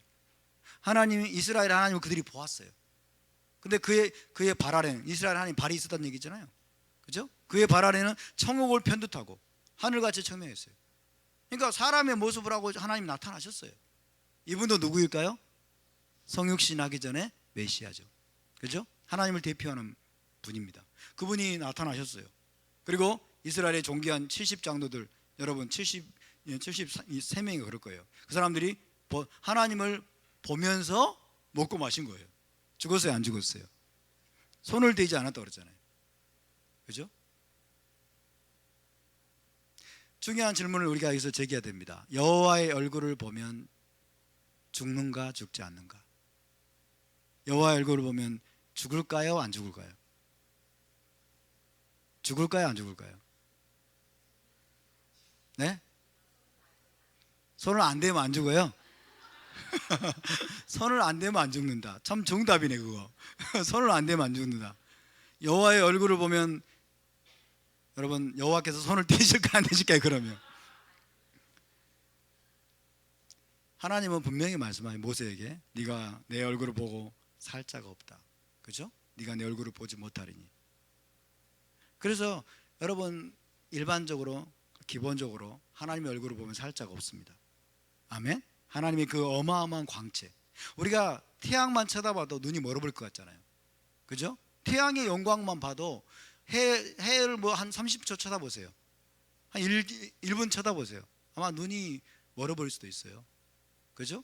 태양만 쳐다봐도 그걸 감당하지 못해서 눈이 멀어버리고 문제가 생겨요 우리 몸에. 근데 하나님의 영광은 여러분 우리의 모습으로, 우리의 이 타락하고 부패한 이 모습으로는 감당할 수 없고, 그래서 죽는다는, 살 자가 없다고 하나님 말씀하는 거예요. 그래서 하나님의 얼굴을 보고 살 자가 없음을 믿으시기 바랍니다. 아멘. 그러나 우리가 이것을 알아야 됩니다. 자, 하나님께서 분명히 모세에게 나를 보고 살 자가 없음이라고 하셨습니다. 이 말은 무슨 말이냐면 충만한 영광의 빛 가운데서 하나님의 얼굴을 볼 자가 없다는 거예요. 하나님의 그 완전한 충만, 그죠? 하나님이 자기 영광을 가리지 않는 거예요. 충만한 영광의 빛 가운데서 하나님의 얼굴을 직접적으로 쳐다보고는 살 자가 없다는 거예요. 이해되십니까? 사도 바울은 여러분 우리 하나님은 아무도 가까이 갈 수 없는 빛 가운데 거하신다고 그랬어요. 아무도 가까이 갈 수 없는 빛 가운데 거하죠. 아무도 가까이 못 가요. 아무도 그 충만한 영광을 보고 살 자가 없어요. 견딜 수가 없어요. 이해되시죠? 그것이 기본적인 여러분 계시입니다. 그러나 다른 한편 모세도 하나님의 사람들도 하나님의 얼굴 보기를 갈망했어요. 얼굴 보면 죽는데, 그죠? 얼굴 보면 죽는데 얼굴 보기를 갈망하는 거예요. 그래서 이것은 뭐냐면 하나님께서 충만한 영광의 빛을 어느 정도 가리고 나타나셔서 자기를 계시할 때에는 그의 얼굴을 배워도 죽지 않습니다. 아멘? 이해되십니까? 하나님께서 충만한 영광의 빛을 어느 정도 가리고 나타나신 거예요. 시내산에서 언약식을 할 때 70인 장로가 올라갑니다. 나답과 아비후도 올라가고 모세도 올라갑니다. 거기에 하나님이 나타나셨습니다. 그죠? 그래서 이스라엘의 존귀한 자들이 하나님을 보았습니다. 그의 발 아래는 천국을 편두댔습니다. 그래서 하나님이 그들이 하나님을 배웠고 보면서 먹고 마셨어요. 하나님은 손을 대지 않았습니다. 존귀한 자들에게 살아남았습니다. 그때 여러분 나타났던 그 하나님은 물론 영광스러운 분이었겠죠. 영광스러운 분이었겠지만은 여러분 완전한 충만한 영광으로 나타난 것은 아니라는 얘기예요. 어느 정도 자신의 영광을 가리고 나타나신 거예요. 이해되십니까? 왜? 죽지 않도록. 여호와의 사자가 야곱을 찾아왔습니다. 여호와의 사자가 마노아를 찾아왔습니다. 마노아의 아내를 찾아왔습니다. 그죠? 광친하는, 막 엄청나게 휘황찬란한 광친하는 모습으로 찾아왔습니까? 아니면 평범한 사람으로 찾아왔습니까? 평범한 사람처럼 찾아온 거예요. 이해되십니까? 평범한 사람처럼 찾아왔다는 얘기는 자신의 영광을 어느 정도 가렸다는 거예요. 이해되시죠? 자신의 영광을 어느 정도 가리고 숨기고 여러분 그냥 평범한 사람과 같은 모습으로 나타났어요. 그래도 여호와는 여호와죠. 그래도 여호와의 사자입니다. 맞습니까? 어느 정도 가리고 나타난 이유는 뭘까요? 죽지 않도록 하기 위한 거예요. 그래서 충만한 영광의 빛 가운데 계신 하나님의 얼굴을 보고는 살 자가 없습니다. 아무도 가까이 갈 수 없는 빛 가운데 거하고 계십니다. 그러나 여호와 하나님께서 자신의 그 충만한 영광의 빛을 어느 정도 가리고 나타나시는 경우가 많습니다. 여호와의 사자가 구약에 나타나는 여호와의 사자는 다 그런 식으로 거의 그렇게 나타나셨어요. 할렐루야. 그래서 그럴 때는 여러분 자기를 계시할 때는 그의 얼굴을 배워도 죽지 않습니다. 모세는 이런 하나님을 계속 만난 거예요. 이런 하나님을 계속 만나, 여호와의 사자를 계속 만났습니다. 모세는. 근데 모세는 그것으로 만족하지 않고 원초적인 하나님을 보게 해달라는 거예요. 원초적인 하나님, 그죠? 모든 충만한 영광 가운데 그 하나님을, 당신의 영광을 보이소, 이런 거예요. 그러니까 모세 하나님 뭐라고 그래요? 넌 나를, 내 얼굴을 못 본다고 한 거예요. 그래서 여러분, 그래서 성경은 우리에게 명령을 내립니다. 하나님의 얼굴을 보고 살 자가 없다고 하면서도 하나님의 얼굴을 구하라고 말합니다. 할렐루야. 하나님의 얼굴을 구하라. 하나님의 본질, 이 말씀은 뭐냐면 하나님의 본질적인 속성과 성품의 진면목을 구하라는 거예요. 하나님이 본질적으로 어떤 분인지, 하나님의 진면목이 무엇인지, 하나님의 진정한 내적인 속성, 그 속성을 추구하고 갈망하라는 뜻으로 우리가 여러분 알아들을 수 있습니다. 그래서 하나님의 백성이 추구해야 될 가장 높고 고귀한 추구는 하나님의 얼굴을 배우는 것입니다. 하나님의 얼굴을 구하라고 하는 것은 여러분, 아무도 가까이 갈 수 없는 빛 가운데 계신 그분의 영광을 구하라는 말이 아니에요. 아멘. 아무도 가까이 갈 수 없는 충만한 영광 가운데 계시는 그 하나님의 얼굴을 구하라는 뜻이 아니고, 하나님의 본질적인 속성, 하나님의 가장 깊은 하나님의 성품과 하나님의 어떠하심, 그분 자신의 본질적인 속성과 성품과 그분의 어떠하심을 알기를 추구하고 갈망하라는 것입니다. 할렐루야. 그래서 오늘 우리가 이 명령을, 이 말씀을 우리 마음판에 심을 수 있기를 바라고, 이것이 저와 여러분의 평생의 추구와 갈망이 될 수 있기를 바랍니다. 자, 시편 105편 4절입니다. 시작. 여호와와 그의 능력을 구할지어다. 그의 얼굴을 항상 구할지어다. 그의 얼굴을 구하시기 바랍니다. 하나님을 진정으로 알기를 구하시기 바랍니다. 하나님의 손에 들려있는 선물만을 구하지 마시기 바랍니다. 하나님이 나에게 줄 수 있는 은사나 능력이나 계시나 여러분 예언이나 그리고 콩고물이나 이런 거를 구하지 마시기 바랍니다. 그런 것들은 부차적인 것들입니다. 우리는 하나님 자신을 알아야 됩니다. 하나님의 성품을 알아야 됩니다. 하나님의 속성을 알아야 됩니다. 할렐루야. 하나님을, 그분 자신을 구하라는 거예요. 그의 얼굴을 항상 구하라. 그의 얼굴을. 시편 27편 4절입니다. 시작. 내가 여호와께 바라는 한 가지 일, 그것을 구하리니 곧 내가 내 평생에 여호와의 집에 살면서 여호와의 아름다움을 바라보며 그의 성전에서 사모하는 그것이라. 하나님을 대면하여 보는 거예요. 하나님을 대면하여 보고 얼굴과 얼굴을 맞대고 하나님과 교제하고 하나님을 알아가고 하나님으로 인해서 만족하게 되는 그런 삶을 구했던 것입니다. 우리가 구해야 될 게 바로 그것입니다. 할렐루야. 하나님을 도구로, 도구적인 존재로 사용하지 마십시오. 아멘. 하나님을 도구적인 존재로 사용하지 말라고요. 내 문제를 해결해 주고 나에게 평안이나 주시고 나에게 은사나 주시고 나에게 재물이나 더해 주시고 내 질병 고쳐 주시고 나에게 형통을 주시고 부요를 주시고, 이런 여러분 도구적인 존재로 우리가 하나님을 전락시키면 안 됩니다. 아멘.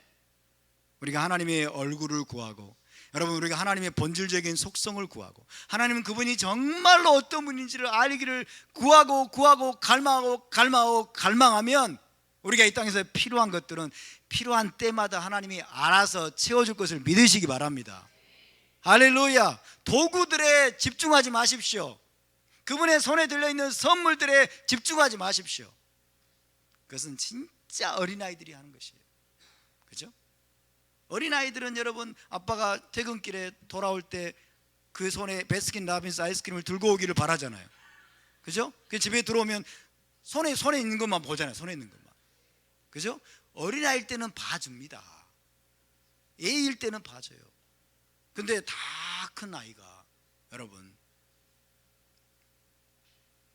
우리의 존재 자체, 부모의 존재 자체에 관심을 갖지 않는다면 이거는 모독입니다. 모독.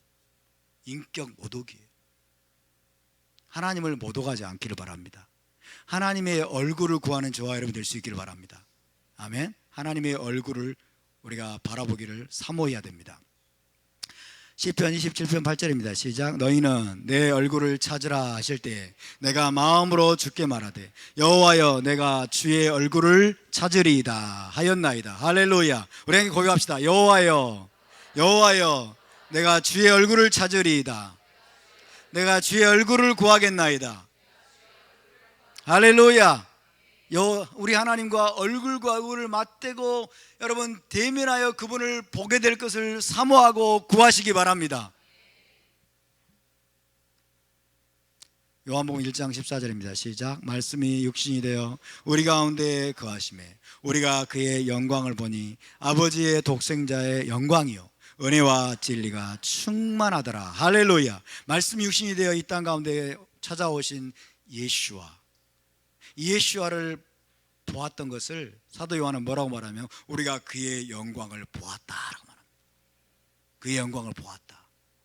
아버지의 독생자의 영광이요 은혜와 진리가 충만하더라.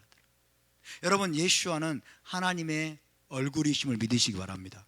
예수와는 하나님의 영광이심을 믿으시기 바랍니다. 그분은 하나님의 영광의 광채이심을 믿으시기 바랍니다. 할렐루야.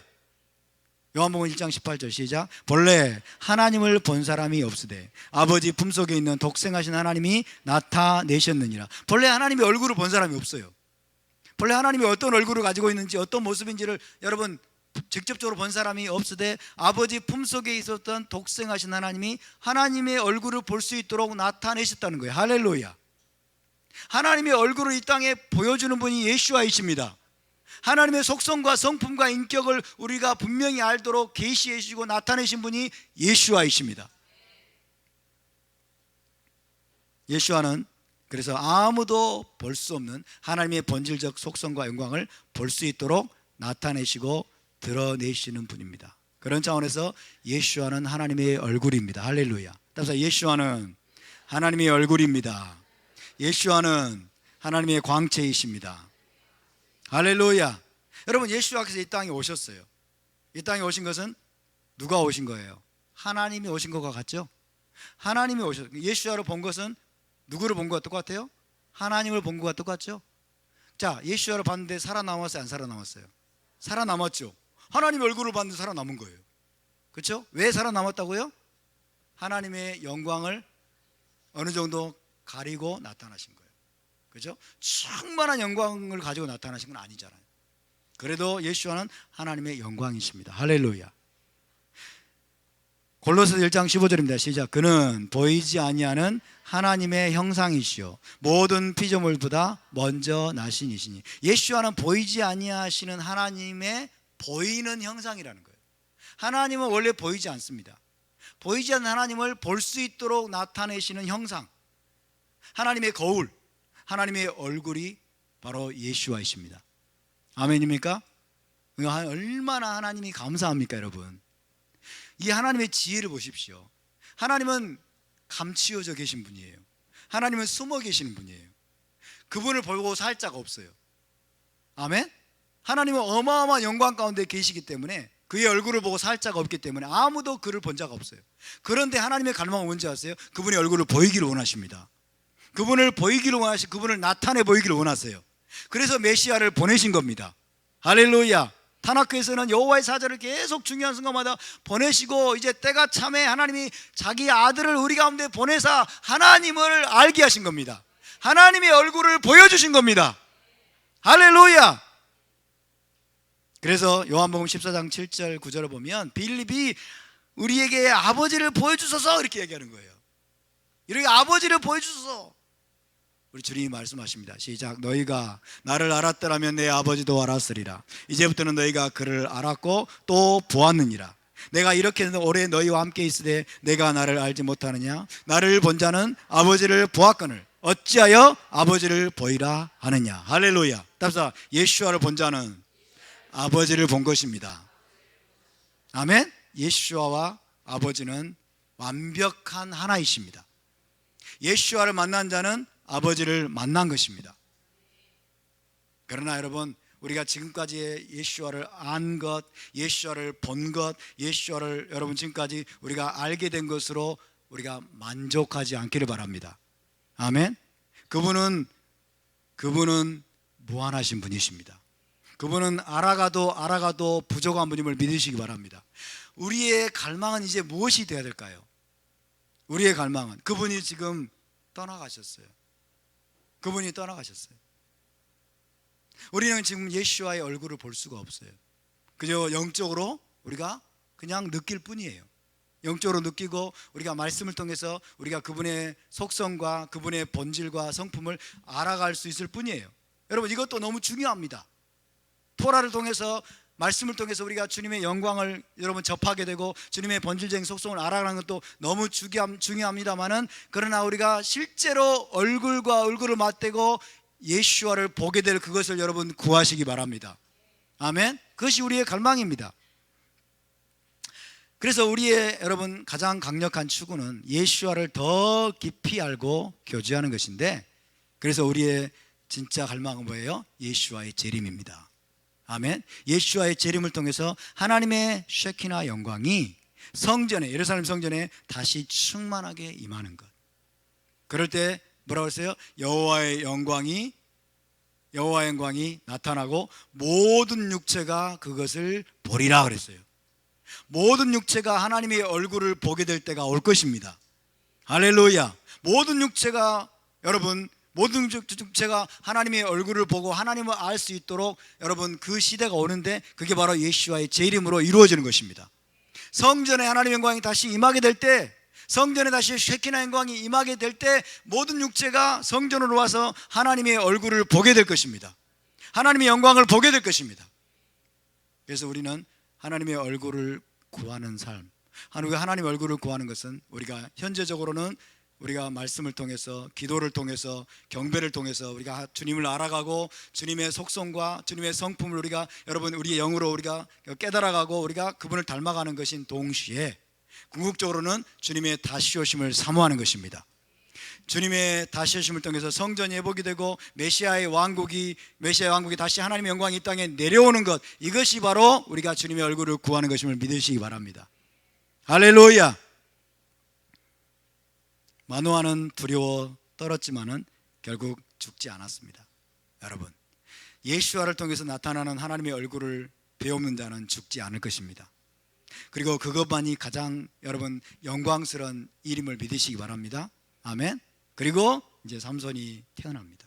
삼손이 태어나고 아까 말씀드린 대로 마하넷안에서 하나님의 성령에 그가 감동이 되고 이제 그가 이제 나시르로서 양육되게 됩니다. 오늘 여기까지 나누고 오늘 마치도록 하겠습니다.